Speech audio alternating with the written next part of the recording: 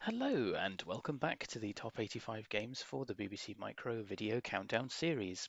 In at number 50 is a game called The Last Ninja. This was released in 1988 by Superior Software, but it was originally developed in 1987 for the Commodore 64 by a Hungarian team called System 3, and it was later ported to the BBC Micro by the rather magnificent Peter Scott, who is famous for a number of different and indeed excellent ports of various games for various platforms across to the BBC Micro and the Acorn Electron. We've seen some of Peter Scott's work in this series already, and we will doubtless be seeing some more of it in some of the later videos as well. Now, this game is one in which you play the role of a ninja called Armakuni, who is basically trying to seek vengeance for his clan and is fighting against some kind of evil shogun, sort of classic ninja plot there. And the game is, as you will see, as was both the case with the Commodore 64 version and the version for the BBC Micro, it's an isometric game. You can move in 8 directions, jump, pick up weapons, and all sorts of fun. So, without further ado, let's dive in. Okay, here we go. There we are, Superior Software, Acorn Soft. Actually, it's a collaboration by the looks of it. I didn't call that one out in the introduction. So here we have a nice little intro explaining the sort of general gameplay and the story behind the game itself. Some fairly straightforward controls, although as you can see there you've got a variety of different jumps. As we shall see, those become very important for reasons that we'll soon find out. And then you've got options to hold and pick up objects, and some various controls there for depending on whether or not you're holding a weapon. So here we are. So you can see there's various different developers there. You've got System 3 obviously, Superior, a couple of others, Dylan Games I think.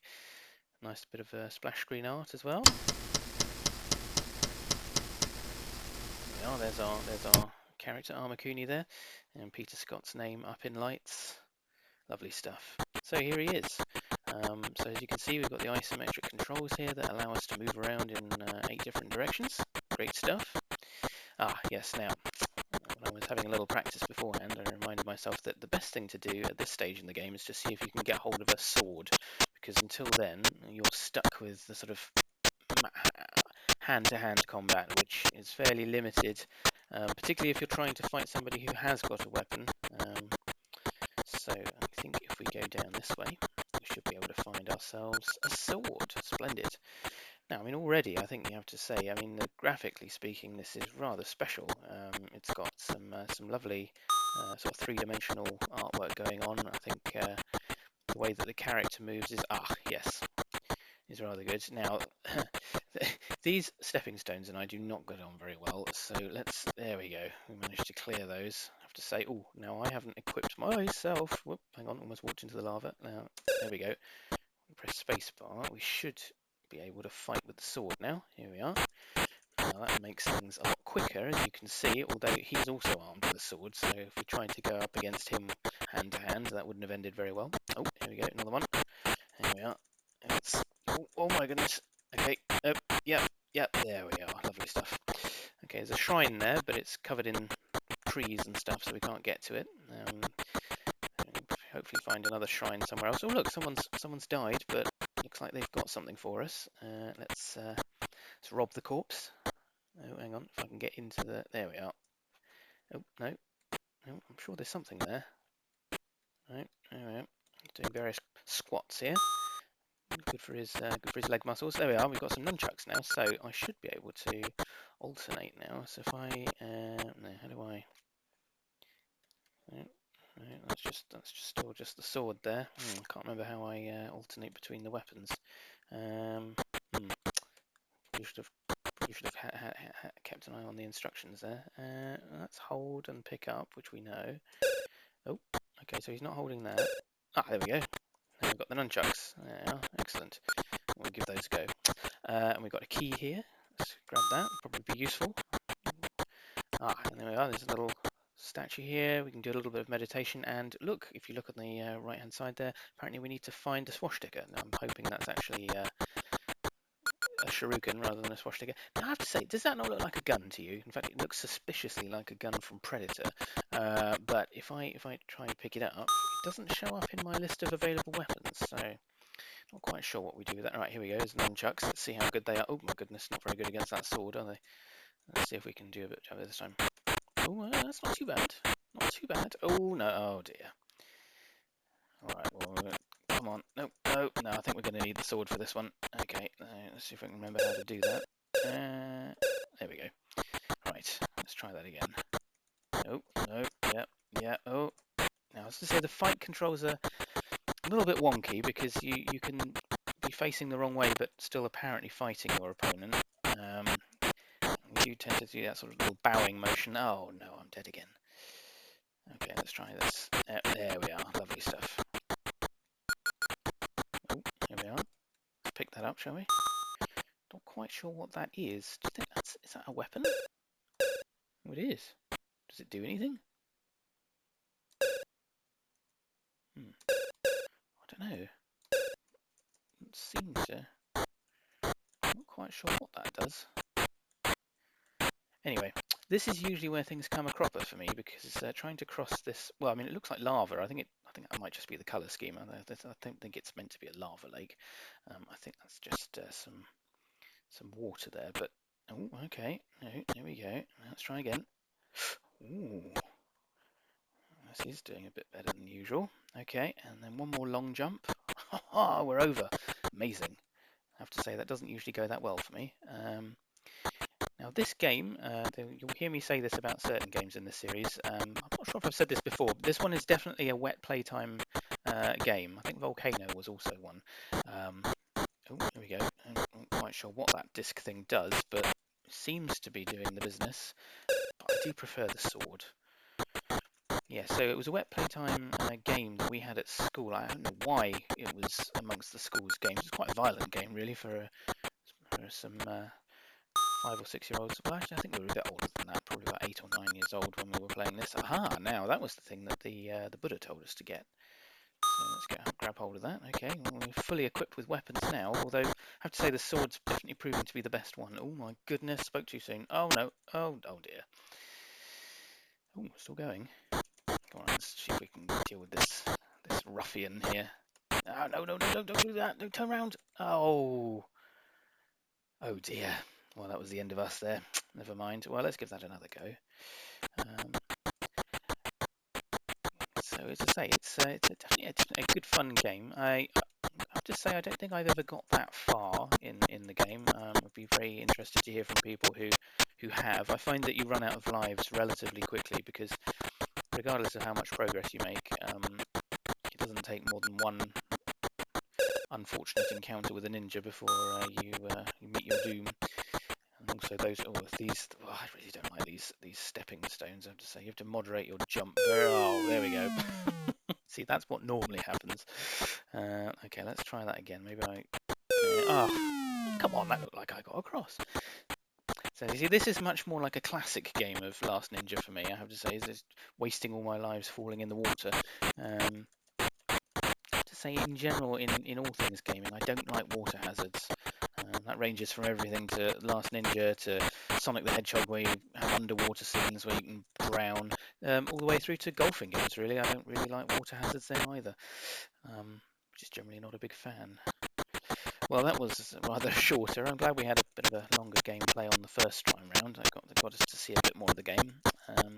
See what I mean here? I'm sort of kicking in this direction, but it's doing him damage in the other way. So I'm not really sure how that works. But anyway, it's slight vagaries of the game. Shouldn't be too critical. I think, as I always like to say at various points in these videos, particularly when oh dear, it's going to be another one of these games, is it? Hang on, maybe I'll just concentrate before I carry on with what I was. Oh no, really? That's 2 lives down. Goodness me. All right, well we'll give that another go. What I was about to talk about was the rather excellent port that this game really is. I mean, if you've ever played the Commodore 64 version, allowing for the fact that obviously the Beebs graphics are not quite up to the standard as the Commodore, and obviously the Commodore had far better capabilities when it came to things like sound. It was able to have background music going on in addition to the sound effects of the game.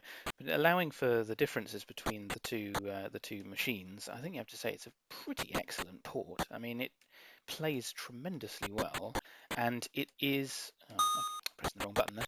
And it really does shine. I think it's a great adaptation, very faithful to the original. There we go, over in one. Maybe holding the sword makes a difference. Oh, hang on. Oh, yeah. Don't do that. There we go. That's it. Come on. There, lovely. Let's see if we can get a bit further this time. Oh dear. Oh, don't turn that. Oh.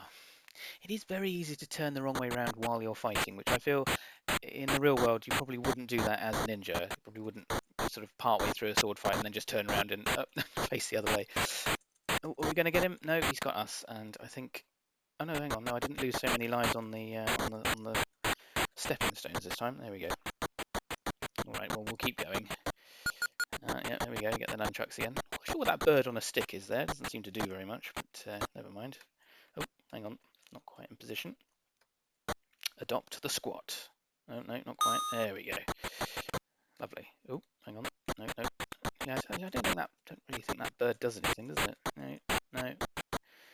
Oh, it's a bit dodgy when he's turning around the wrong way, doesn't it? If he turns around that way and does that. Yeah, I'm not sure about that. Fairly sure there would have been jokes made about that back at school. Let's not reflect on that too much. I do wonder what that key is for, actually. I haven't really found a use for it in the playthroughs that I've had recently. As I say, and there's the Predator gun again. I wonder if that's a little Peter Scott in-joke there. It's not really any use for the game, but just a little nod to some of his other excellent porting work that he's done. Oh, hang on. No, don't do that. There we go. No. Goodness gracious. Okay, let's try that again. Come on. No, that's my energy. Oh, no, I think that's the end. That is the end. All right, well, we'll give it one more try. See if we can get it. Let's go the other way. Oh, no, wait. Let's not go the other way. Let's go and get the sword first, and then we'll come back. Maybe we can have a bit more success in that direction, or at least see a bit more of the game anyway. So it's dispatched with that chap. Let's go and see if we can find that sword. There we go. Yep, squatting again. There we go. Feel the burn. Right, there we are. We've got the sword, so let's make our way back here. I have to say, I do find his run rather comical, especially with the little sort of noises that go with it. It's a little bit camp, I think you'd have to agree. It's not quite the sort of run that you'd expect for a ninja, but anyway, never mind. Let's deal with that chap there. And oh, we've got another one at the crossroads here. Let's just get him out of the way. Oh no, not that way. No, no. Oh dear. Oh, we'll try that one more time. Come on. Yep, there we go. That's it. Yep. Oh, no, don't turn around. No, you're wrong way. Oh, well, this is turning out well. All right. I can't quite tell if his energy. No. All right. Well, let's go up here and see what we can.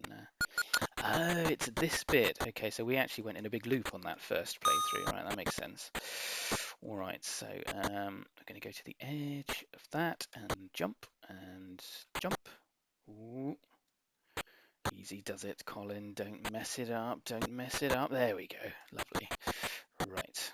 Ooh, another Buddha. Now, is he going to give us the same advice as last time? Find the shuriken. Yep, there we go. Okay. Oh, there we go. Oh no. Oh, straight into it. Look, he's not even got a weapon. Come on. My sword is surely better than his fists. There we are. That's better. Right. Now let's go this way. Let's go up here. Oh, hello.